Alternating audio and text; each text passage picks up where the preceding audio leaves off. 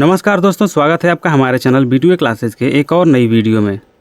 दोस्तों आज के इस वीडियो में हम MS वर्ड में होम टैब के फ़ॉन्ट ग्रुप को पढ़ने वाले हैं, जिसमें हम font size, grow font, shrink font, clear formatting, bold, italic, underline, strike through, subscript, superscript, change case, text highlight colour और फ़ॉन्ट कलर को पढ़ने वाले हैं।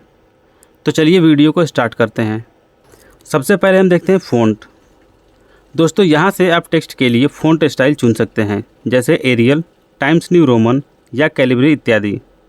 आपको अपनी डॉक्यूमेंट की ज़रूरत के अनुसार फ़ॉन्ट स्टाइल को चुनना होता है। इसका शॉर्टकट की Ctrl+Shift+F होता है। दूसरा है फ़ॉन्ट साइज़। यहाँ से आप फ़ॉन्ट की साइज़ बदल सकते हैं। डॉक्यूमेंट में यदि छोटा या बड़ा टेक्स्ट लिखना हो तो आप फ़ॉन्ट साइज़ बढ़ा और घटा सकते हैं, जैसे 12, 14, 16, 18 इत्यादि। ये फ़ॉन्ट के कुछ साइज़ हैं। इसके अनुसार आप अपने फ़ॉन्ट के साइज़ को बढ़ा और घटा सकते हैं। इसका शॉर्टकट की Ctrl+Shift+P होता है। अगला है ग्रो फ़ॉन्ट। यदि आपको फ़ॉन्ट साइज़ को थोड़ा थोड़ा बढ़ाना है तो आप ग्रो फ़ॉन्ट टूल का यूज़ कर सकते हैं। यह टूल टेक्स्ट को स्टेप बाय स्टेप बड़ा करता है। इसका शॉर्टकट की Ctrl+G होता है। इसके बाद है श्रिंक फ़ॉन्ट। दोस्तों यदि आपको फ़ॉन्ट साइज़ को थोड़ा थोड़ा घटाना है तो आप श्रिंक फ़ॉन्ट का यूज़ कर सकते हैं। यह टूल टेक्स्ट को स्टेप बाय स्टेप छोटा करता है और इसका शॉर्टकट की Ctrl+< होता है। उसके बाद है क्लियर फॉर्मेटिंग।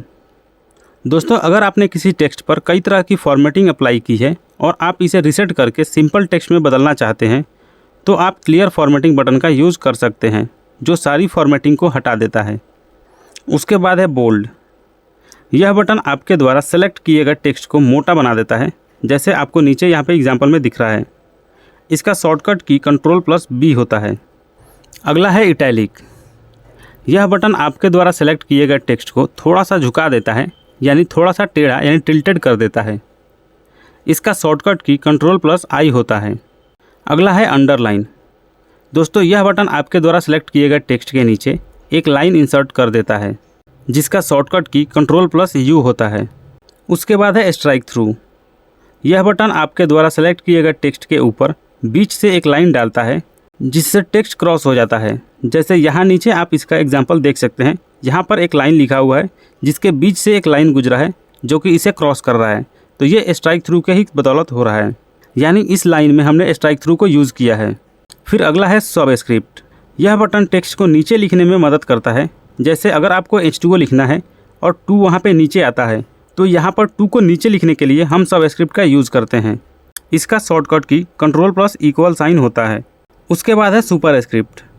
दोस्तों यह बटन टेक्स्ट को ऊपर लिखने में मदद करता है। जैसे अगर आपको x² लिखना है तो स्क्वायर यानी 2 जो होता है स्क्वायर वाला, वो आपको टेक्स्ट के ऊपर लिखना होता है। इसके लिए हम सुपरस्क्रिप्ट का यूज़ करेंगे, तब वह जाके ऊपर दिखाई देता है। इसका शॉर्टकट की Ctrl+Shift++ होता है। उसके बाद है चेंज केस। दोस्तों यह बटन टेक्स्ट को upper case, lower case, sentence case, capitalize case और टॉगल केस में बदलने की सुविधा देता है। यदि आप टेक्स्ट को सेलेक्ट करके अपर केस को चूज करते हैं तो सारे अल्फ़ाबेट लेटर्स कैपिटल लेटर में चेंज हो जाते हैं। इसी प्रकार से यदि आप लोअर केस का यूज़ करते हैं तो सारे टेक्स्ट स्मॉल लेटर्स में हो जाते हैं। और यदि आप टॉगल केस को चूज करते हैं तो सभी वर्ड्स के फर्स्ट अल्फ़ाबेट स्मॉल अल्फ़ाबेट हो जाता है और बाकी के सारे कैपिटल अल्फ़ाबेट में चेंज हो जाते हैं। जैसे आप यहाँ नीचे देख सकते हैं, दिस इज़ अ टेक्स्ट लिखा हुआ है जिसके फर्स्ट अल्फ़ाबेट स्मॉल हैं और सारे बाकी कैपिटल लेटर में लिखे हुए हैं। और जब आप डॉक्यूमेंट में काम कर रहे होते हैं तब आपका सेंटेंस केस एक्टिवेट होता है बाय डिफ़ॉल्ट। अगला है टेक्स्ट हाईलाइट कलर। इस बटन से आप टेक्स्ट के पीछे रंग भर सकते हैं ताकि इम्पोर्टेंट टेक्स्ट को हाईलाइट किया जा सके, यानी इसका काम बेसिकली टेक्स्ट को हाईलाइट करने का होता है। यहाँ पर नीचे आप इसका एग्जाम्पल देख सकते हैं कि टेक्स्ट के पीछे हमने एक हाईलाइट कलर को यूज़ किया हुआ है, तो ये टेक्स्ट हाईलाइट कलर की वजह से ही होता है। और अगला है फ़ॉन्ट कलर।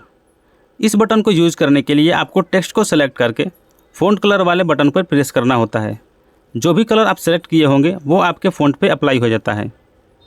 तो चलिए हम इन सारी चीज़ों को प्रैक्टिकल करके देखते हैं कि आखिर हम इसको कैसे यूज़ करते हैं। इसके लिए हम सबसे पहले लिखते हैं दिस इज़ ए हेडिंग और इसके साइज़ को बड़ा करेंगे। साइज़ को बड़ा करने के लिए हम यहाँ पे जाएंगे फ़ॉन्ट साइज़ में और यहाँ से हम चूज़ कर रहे हैं इसको 36 को। आई होप आपको अच्छे से दिख रहा होगा। सबसे पहले हमने पढ़ा था ये फ़ॉन्ट वाले को। तो इसको यूज़ करने के लिए हम क्या करेंगे, पहले इसको सेलेक्ट करेंगे, फिर यहाँ पे जाएंगे, ये जो ड्रॉप वाला दिख रहा है बटन, इस पर क्लिक करेंगे तो यहाँ से आपको सारे फ़ॉन्ट्स दिखने लगेंगे। आप इसमें नीचे भी जाके और सारे फ़ॉन्ट्स को डिस्कवर कर सकते हैं। तो यहाँ से आप किसी भी फ़ॉन्ट को चूज कर सकते हैं और इस टेक्स्ट पे अप्लाई कर सकते हैं। आप देख सकते हैं जैसे अगर हम इस पर ले जाते हैं तो ये फ़ॉन्ट कुछ इस प्रकार का दिखेगा। अगर हम नीचे जाएँ तो ये देख सकते हैं ये जो 20th सेंचुरी इंक है ये कुछ इस प्रकार का दिखेगा। हमने यहाँ पे एग्जांपल में लिया था एक times new Roman, times new Roman, TIMES, times new Roman, times new Roman. आप देख सकते हैं यहाँ पे ऊपर आ गया टाइम्स न्यू रोमन। तो इसको अगर हम चूज़ करते हैं तो ये आपका कुछ इस प्रकार का दिखता है। टाइम्स न्यू रोमन जो फ़ॉन्ट है वो इस प्रकार का दिखता है। एक और था कैलिबरी, तो इसको हम सेलेक्ट करेंगे और फिर से यहाँ पे जाएंगे और सर्च करेंगे कैलिबरी। ये कैलिबरी लाइट करके आ रहा है। अगर हम इसको कैलिबरी सिर्फ कर दें और इंटर करें तो आप देख सकते हैं ये चेंज हो गया है। अब ये कुछ इस प्रकार का दिख रहा है क्योंकि ये जो कैलिबरी हमारा फ़ॉन्ट है वो इस प्रकार के फ़ॉन्ट को डिज़ाइन करता है। आप इसमें से जिस फ़ॉन्ट को चूज़ करना चाहते हैं आप चूज़ कर सकते हैं, लेकिन उसके लिए आपको पहले टेक्स्ट को सेलेक्ट करना होता है, तब आपको फ़ॉन्ट स्टाइल को अप्लाई करना होता है। आप देख सकते हैं ये इसका स्टाइल चेंज हो गया है। इसको फिर से हम नॉर्मल कर ले रहे हैं, टाइम्स न्यू रोमन रखते हैं। उसके बाद है फ़ॉन्ट साइज़। ये हमारा फ़ॉन्ट साइज़ है। फ़ॉन्ट साइज़ को बड़ा और छोटा करने के लिए यहाँ पे ड्रॉप मेनू पे क्लिक करेंगे और यहाँ से आप इसकी साइज़ को चूज़ कर सकते हैं। जैसे अगर हम यहाँ पे 8 को सेलेक्ट करते हैं तो ये काम नहीं कर रहा है। क्यों? क्योंकि हमें पहले इसको सेलेक्ट करना होता है। सेलेक्ट करने के बाद इस पे जाके अगर हम 8 को करें तो ये आप देख सकते हैं छोटा हो गया है। अगर हमें इसे बड़ा करना है तो आप देख सकते हैं इसके फ़ॉन्ट साइज़ को जैसे जैसे हम बड़ा करेंगे, यानी 72 पे ये इतना बड़ा दिखेगा, 48 पे इतना, 36 पे इतना, और अगर हम इसको 16 कर दें तो ये इतना पे दिखेगा। यानी यहाँ से इस नंबर को सेलेक्ट करके आप अपने फ़ॉन्ट को बड़ा और छोटा कर सकते हैं। तो ये कुछ इस प्रकार से फ़ॉन्ट साइज़ काम करता है। तो इसको हम कर ले रहे हैं कितना, 36। अगला है हमारा ग्रो फ़ॉन्ट। ये है ग्रो फ़ॉन्ट। इसको जैसे ही हम क्लिक करेंगे तो ये थोड़ा सा बड़ा कर देगा। फिर से अगर क्लिक करते हैं तो फिर से थोड़ा बड़ा करेगा, फिर से क्लिक करते हैं फिर से थोड़ा बड़ा, यानी ये स्टेप बाय स्टेप टेक्स्ट को बड़ा करता है। उसी के बगल में ये होता है श्रिंक फ़ॉन्ट। जिस प्रकार से ग्रो फ़ॉन्ट को बड़ा करने के लिए काम करता है स्टेप बाय स्टेप, उसी प्रकार से श्रिंक क्या करता है, फ़ॉन्ट को छोटा करने का काम करता है। तो जैसे ही हम इस पर क्लिक करेंगे ये एक स्टेप छोटा होगा, फिर से क्लिक करेंगे फिर से छोटा होगा। तो ये ग्रो फ़ॉन्ट क्या करता है, स्टेप बाय स्टेप बड़ा करता है और श्रिंक फ़ॉन्ट छोटा करता है। उसके साइड में है ये हमारा क्लियर फॉर्मेटिंग। तो अगर हम इस टेक्स्ट में देखें तो हमने यहाँ पे कोई फॉर्मेटिंग नहीं की है। इसमें फॉर्मेटिंग हमने सिर्फ इतना किया है, टाइम्स न्यू रोमन करके एक फ़ॉन्ट को चूज़ किया है, इसमें अप्लाई किया है। अगर हम इसको बोल्ड कर दें, इटैलिक कर दें और इसका कलर रेड कर दें, अब आप देख सकते हैं ये बोल्डेड है, इटैलिक भी है और इसका कलर रेड है। और हमें इसकी फॉर्मेटिंग को हटाना है और नॉर्मल करना है। तो सबसे पहले हम इसको सेलेक्ट करेंगे। सेलेक्ट करके यहाँ पे क्लियर फॉर्मेटिंग पे जैसे ही प्रेस करेंगे तो आप देख सकते हैं इसकी जो सारी फॉर्मेटिंग है वो हट चुकी हैं। तो क्लियर फॉर्मेटिंग का काम होता है टेक्स्ट पे अप्लाई किए गए सारे फॉर्मेटिंग्स को हटाकर टेक्स्ट को नॉर्मल फॉर्म में कर देना। इसकी साइज़ को हम फिर से बड़ा कर लें ताकि आपको दिख सके। अगला है बोल्ड। दोस्तों यदि आप अपने डॉक्यूमेंट में किसी टेक्स्ट को इंपॉर्टेंस देना चाहते हैं तब आप बोल्ड को यूज़ करते हैं। बोल्ड को यूज़ करने से आपका टेक्स्ट जो है वो थोड़ा सा मोटा हो जाता है, यानी गाढ़ा दिखने लगता है। जैसे यदि यहाँ पे आप देखें तो ये टेक्स्ट अभी थोड़ा सा पतला दिख रहा है। इसको सेलेक्ट करके यहाँ पे जैसे ही बोल्ड पे प्रेस करेंगे तो आप देख सकते हैं ये थोड़ा सा मोटा हो गया है। देखिए ये दिस इज़ जो था वो थोड़ा पतला दिख रहा है और हेडिंग पे हमने बोल्ड को अप्लाई किया है तो ये थोड़ा सा मोटा दिख रहा है। तो बोल्ड क्या करता है, टेक्स्ट को थोड़ा सा मोटा कर देता है। और उसके बगल में है इटैलिक। इटैलिक क्या करता है, टेक्स्ट को थोड़ा सा टिल्टेड यानी टेढ़ा कर देता है। इसको यूज़ करने के लिए हम पहले इसको सेलेक्ट करेंगे, इटैलिक पे जैसे ही प्रेस करेंगे तो आप देख सकते हैं ये थोड़ा सा टेढ़ा हो गया है। अभी दिख रहा होगा आपको, ये जो है इस पर हमने कोई फॉर्मेटिंग अप्लाई नहीं किया है तो ये सीधा दिख रहा है। इस पर हमने इटैलिक को अप्लाई किया है तो ये थोड़ा सा टेढ़ा दिख रहा है। और चूँकि हमने बोल्ड को भी अप्लाई किया है तो ये थोड़ा सा मोटा दिख रहा है। अगर हम बोल्ड को हटा दें तो आप देख सकते हैं ये पतला हो गया, लेकिन ये टिल्टेड दिख रहा है यानी टेढ़ा दिख रहा है, क्योंकि हमने इस पर इटैलिक को अप्लाई किया है। उसके जस्ट बगल में है अंडरलाइन। अंडरलाइन को यूज़ करने के लिए फिर से हम पहले इसको सेलेक्ट करेंगे और अंडरलाइन पे प्रेस करेंगे। अंडरलाइन पे प्रेस करेंगे तो यहाँ पे नीचे देख सकते हैं आप एक लाइन आ गया है जिसे हम अंडरलाइन कहते हैं। इसमें आपको और भी ऑप्शन मिलेंगे कि आप कैसा अंडरलाइन रखना चाहते हैं। जैसे अगर हम इसको सेलेक्ट करें और इसके स्टाइल को चेंज करना चाहते हैं, हम इस पर क्लिक करेंगे तो आप देख सकते हैं ये वाला डबल लाइन आ रहा है।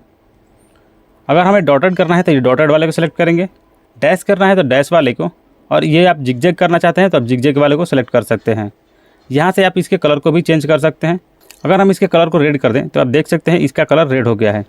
फिर से हम इसको सेलेक्ट करते हैं और यहाँ पे क्लियर फॉर्मेटिंग पे क्लिक करेंगे तो इसका फॉर्मेटिंग जो है वो हट जाएगा। इसकी साइज़ को हम फिर से 36 कर दे रहे हैं ताकि ये आपको दिखाई दे। दोस्तों यहाँ पे आप एक बात ध्यान दें, अगर आप किसी भी फॉर्मेटिंग को यूज़ करना चाहते हैं तो पहले आपको टेक्स्ट को सेलेक्ट करना होता है। अगर आप टेक्स्ट को सेलेक्ट नहीं करते हैं तो वो काम नहीं करेगा। वो काम करेगा कब? जब आप नेक्स्ट जो लिखेंगे उसमें। चलिए आपको एक बार दिखा दे रहे हैं। यहाँ पे हमने कोई फॉर्मेटिंग यूज़ नहीं की है, सिर्फ एक ये 36 का साइज़ किया है। इंटर करते हैं। अब यहाँ पे हम लिखेंगे तो देख सकते हैं आप साइज़ वही आ रहा है। यानी अगर आपने कोई फॉर्मेटिंग सेलेक्ट की है तो वो नेक्स्ट लाइन या नेक्स्ट जो लिखेंगे उस पर काम करता है, न कि प्रीवियस पे। जैसे अगर आप यहाँ पे देखें तो मैंने बोल्ड को यूज़ किया, इटैलिक यूज़ किया और कलर रेड कर दिया, तो आप देख सकते हैं ये पीछे वाले पे काम नहीं कर रहा है। लेकिन अगर हम नया वाले जो लिखें तो उस पर ये काम ज़रूर करेगा।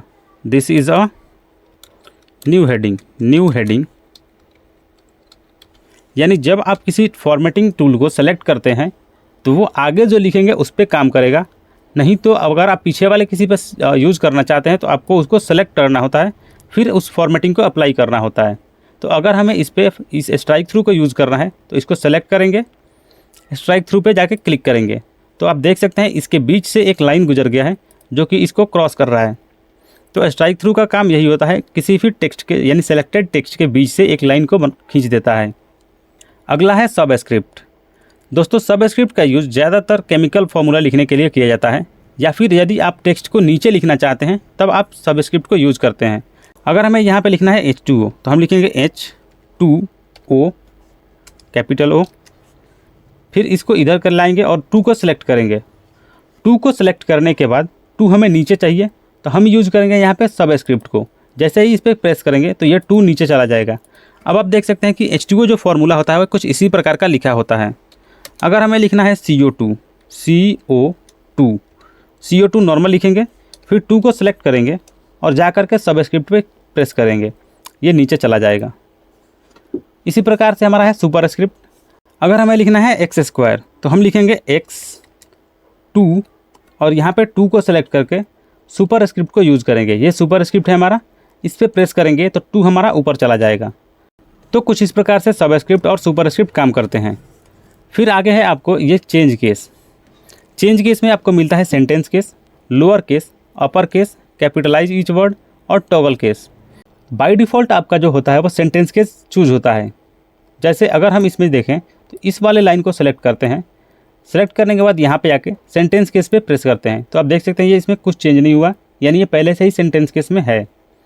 उसके बाद आके फिर हम लोअर केस पे प्रेस करेंगे। लोअर केस पे प्रेस करते ही आप देख सकते हैं यहाँ पे जो टी था वो कैपिटल था, अब स्मॉल हो गया है, क्योंकि लोअर केस को सिलेक्ट करते हैं तो हमारे सारे टेक्स्ट लोअर केस में हो जाते हैं। फिर से यहाँ पे आते हैं और अपर केस पे चूज करेंगे। अपर केस को सिलेक्ट करते ही आप देख सकते हैं सारे टेक्स्ट कैपिटल लेटर में हो गया है।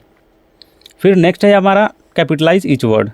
जैसे ही इसको प्रेस करेंगे तो आपको दिखेगा सारे वर्ड्स के फर्स्ट लेटर जो हैं वो कैपिटल रहेंगे और बाकी सारे स्मॉल हो जाएंगे। और उसके बाद है टॉगल केस। टॉगल केस को सिलेक्ट करते ही फर्स्ट जो लेटर है वो स्मॉल हो जाएगा और बाकी सारे कैपिटल हो जाएंगे। तो चेंज केस के ये 5 ऑप्शंस हैं जिसमें ज़्यादातर यूज़ हम सेंटेंस केस का ही करते हैं, क्योंकि हमें सेंटेंस केस को ही यूज़ करना होता है नॉर्मली किसी चीज़ को लिखने के लिए। उसके बाद है text highlight colour. Change case के बगल में ही आपको text highlight colour. Text highlight colour को यूज़ करने के लिए हम पहले टेक्स्ट को सेलेक्ट करेंगे और उसके बाद इस पर जाके प्रेस करेंगे। जैसे ही हम इसको प्रेस करेंगे तो आप देख सकते हैं इसका जो बैकग्राउंड कलर है वो ग्रीन हो चुका है, क्योंकि हमने यहाँ पे ग्रीन कलर को चूज किया है। अगर हमें कलर को चेंज करना है तो हम टेक्स्ट को सेलेक्ट करेंगे, यहाँ पे जाके ड्रॉप वाले बटन पे क्लिक करके कलर को चूज कर सकते हैं। तो यहाँ पे आप देख सकते हैं इसका जो हाईलाइट कलर है वो येलो हो चुका है, क्योंकि हमने अभी येलो कलर को चूज किया था। उसके बाद है टेक्स्ट कलर। उसके बाद है फ़ॉन्ट कलर।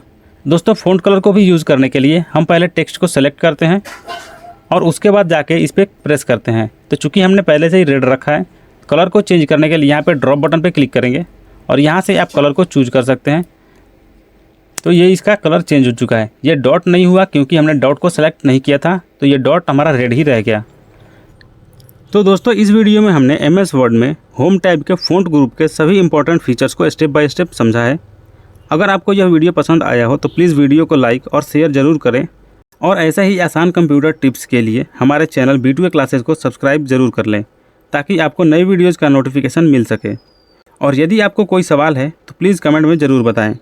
तो चलिए मिलते हैं अगली वीडियो में।